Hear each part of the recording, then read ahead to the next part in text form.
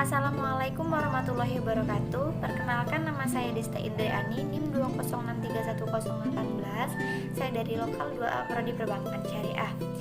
Baiklah, saya membuat video ini untuk memenuhi tugas mata kuliah tasawuf tentang fana, hulul, dan ittihad beserta tokoh dan faktor yang melatar belakangi hal tersebut. Jadi jangan lupa disimak video sampai habis ya.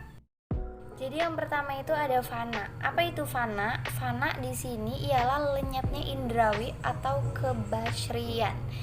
Maka siapa yang meliputi hakikat ketuhanan sehingga tiada lagi melihat daripada alam baharu, alam rupa dan alam wujud ini, maka dikatakanlah ia telah lama fana dari alam cipta dan bakonya Allah Subhanahu wa Ta'ala.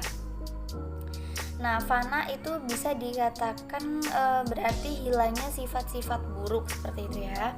Yang dari segi bahasa, al-fana berarti di dalamnya berwujud sesuatu. Fana berbeda dengan al-fasad atau rusak. Nah, selanjutnya fana yang dicari oleh orang sufi adalah penghancuran diri. Ya, jadi di sini fana itu ada beberapa tingkatan ya teman-teman. Tingkatan yang pertama yaitu fana fi af'alillah. Dari penjelasan fana fi af'alillah ini, dalam tingkatan ini seseorang telah mulai tidak berjalan lagi, melainkan terjadi sebagai ilham. Tingkatan yang kedua yaitu fana fi sifat. Dalam tingkatan ini, seseorang mulai dalam situasi putusnya dari alam indrawi dan mulai lenyapnya segala kebendaan. Tingkatan yang ketiga yaitu fana fil asma. Dalam tingkatan ini, seseorang telah dalam situasi fananya segala sifat keinstanan, segala sifat yang langsung jadi gitu. Nah, tingkatan yang keempat yaitu fana fizat. Nah, penjelasan dalam tingkatan ini, seseorang telah beroleh perasaan batin pada suatu keadaan yang tak berisi, tiada lagi kanan kiri.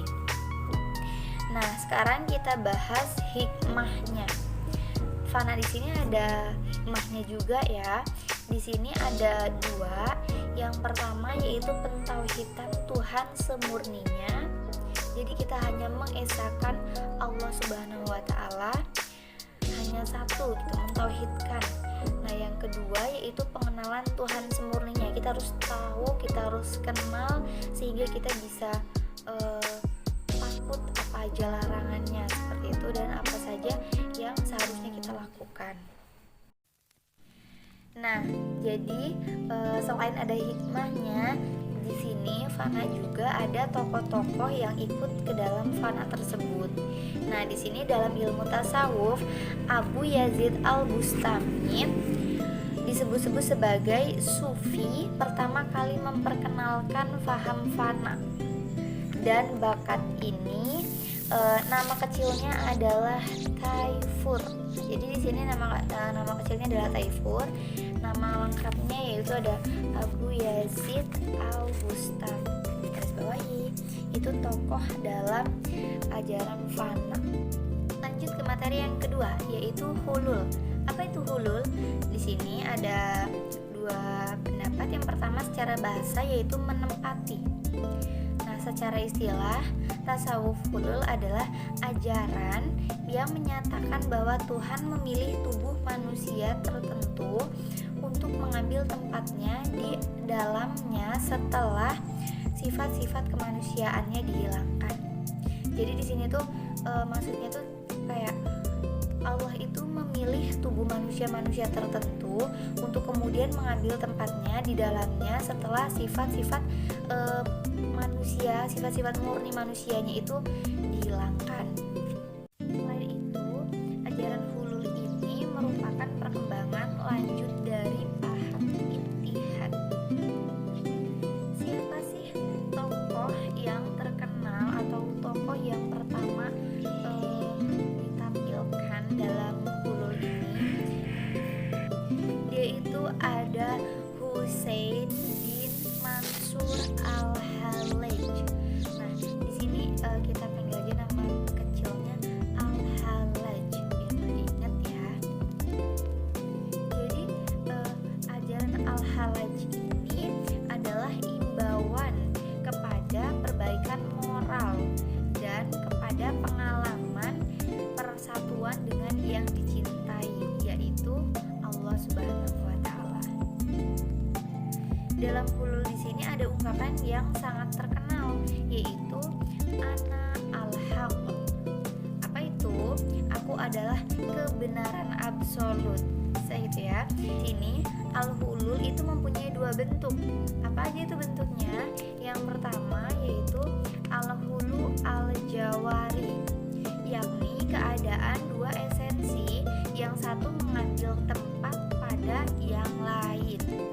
Contohnya itu seperti air mengambil tempat dalam bejana.